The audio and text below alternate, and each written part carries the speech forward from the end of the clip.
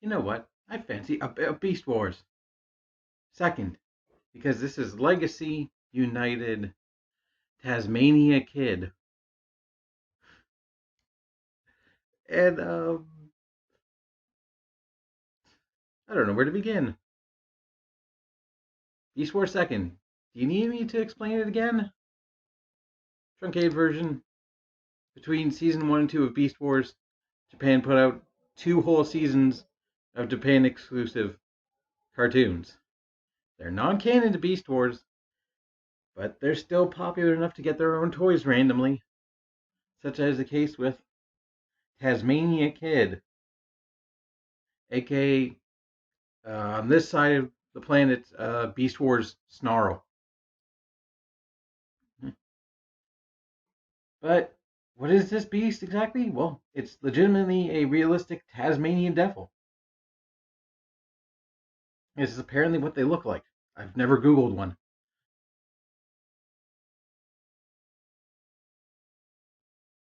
And, he's pretty cute and, I guess, ferocious. Just looking at that face. By the way, here's a size comparison with his boss, the Lio Convoy. Still mad I left in that blooper from that video. Anyway, color scheme: brown and gray. I guess with a skunk-like stripe on the back. Is that just the first thing I think of when I look at a stripe like that? Is Pepe Le Pew? Probably. I love how his head is trying to hide by pretending to be the Robo Throat. The Beast Throat, I guess. Although Robo Throat would be a good band name. And he's not even trying to hide his robot chest. It's just right there. One thing I'm not a fan of in this Beast mode is this panel is supposed to tab in.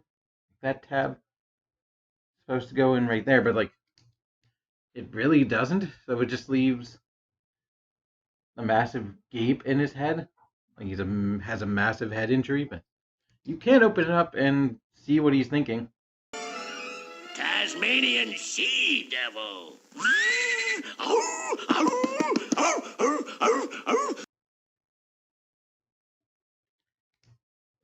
Any articulation in this mode? Well, the forelegs are on hinges. They can go all the way around. His mouth can open.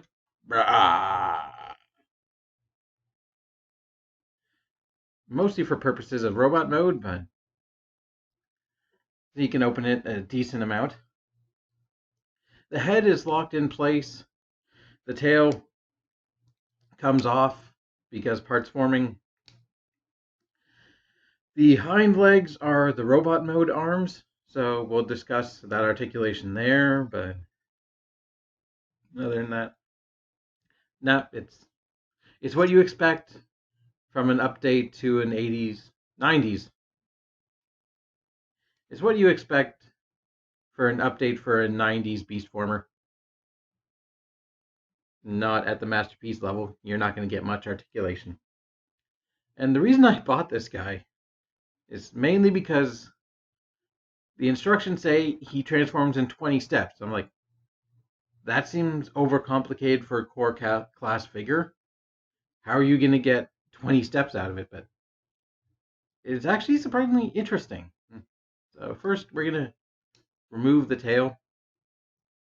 And we're going to open him up, which gives me like Rat Trap vibes.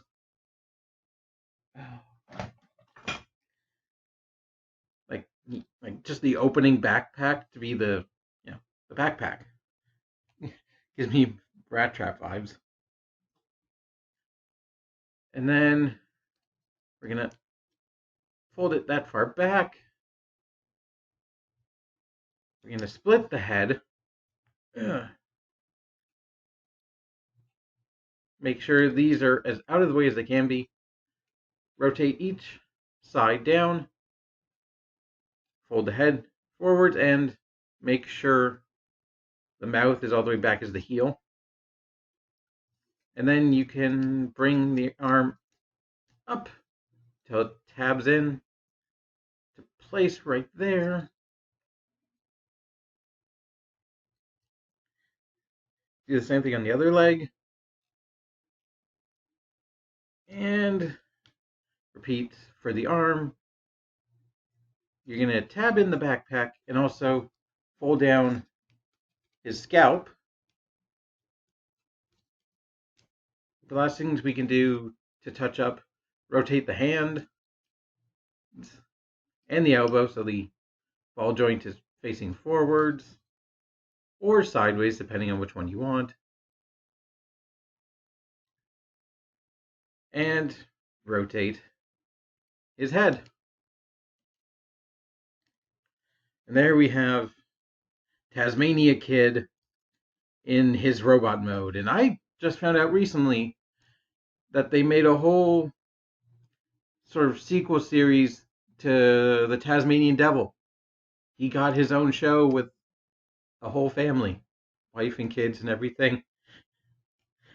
That surprised the hell out of me because I just thought he was, exclusive to the Looney Tunes. But this is not his child,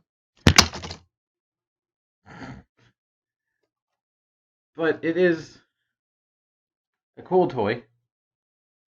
Reach out of his face.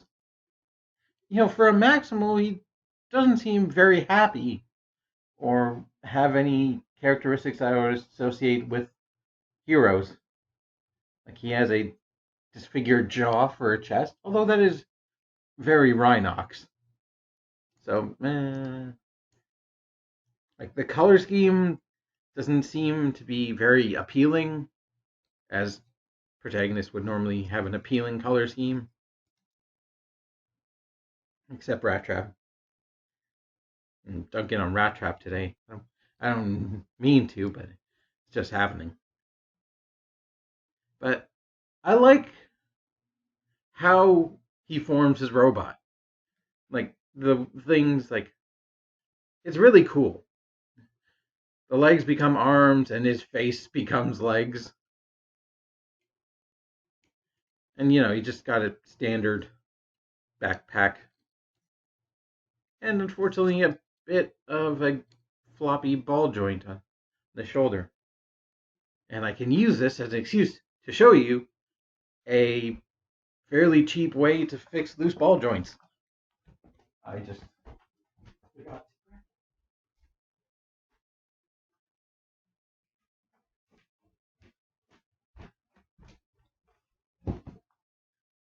So what you're going to do, first, pop it off the ball joint. Second, you're going to take your paper towel of choice, a very minute amount. You're going to stick it in the socket, compact as much as you can, and then you're going to pop the ball back onto the joint if you haven't.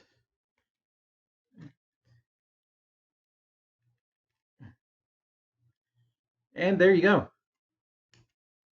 Nope. Okay. Hold on. Nope. There you go. That is a much tighter ball joint now. Which is a nice segue into the ball jointed articulation. So you got one at the head, one at each shoulder. Let's go out that far.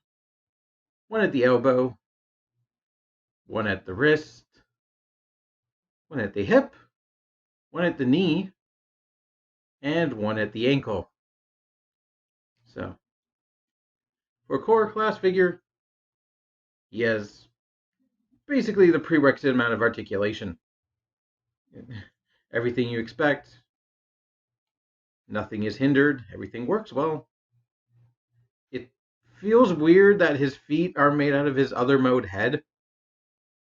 For some reason, it looks like he's wearing like ice skates made of a Tasmanian devil's head. That's second for you. You know, second is weird, but it's nowhere near Beast Wars Neo levels of weird. Who knows? Maybe one day they'll give us some updated Beast Wars Neo figures. Oh wait, they're doing that with Magmatron. Oh god, I've completely forgotten about Magmatron. Uh,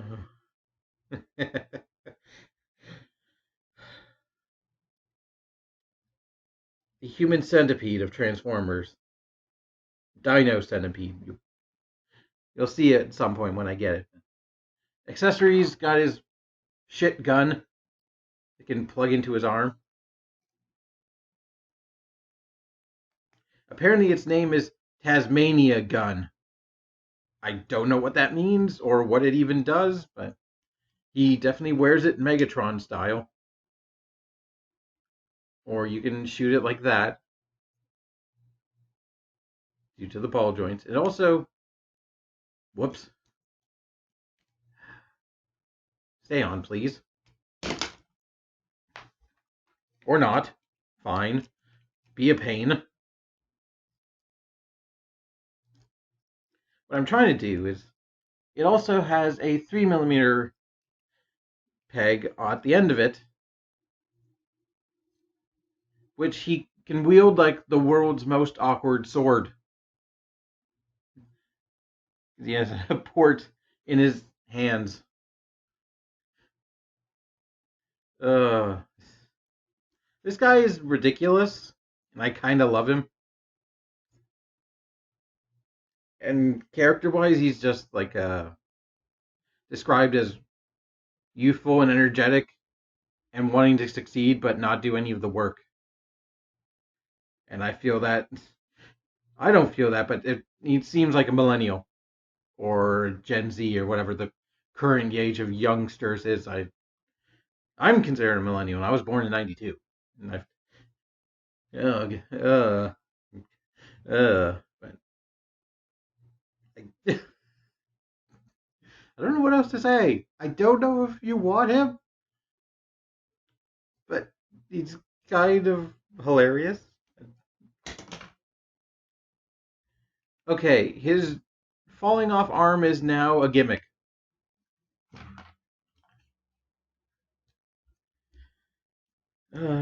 Please, Tasmania kid. I know you're young, but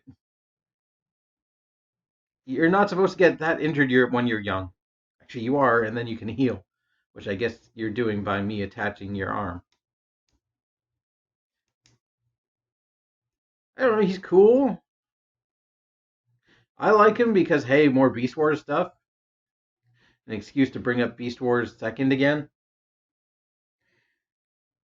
I'm looking at Leo Prime. Be back in a second. Here he is with Prime.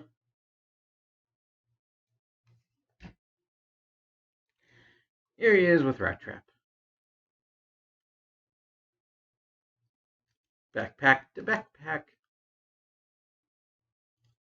So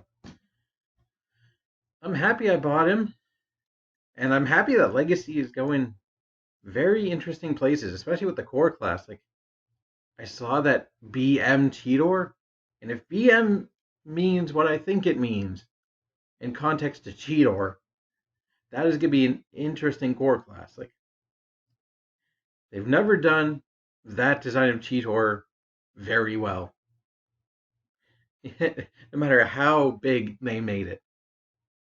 So we'll see. But we're not done with Beast Wars, even in this wave. We got another interesting thing to talk about soon. So until then,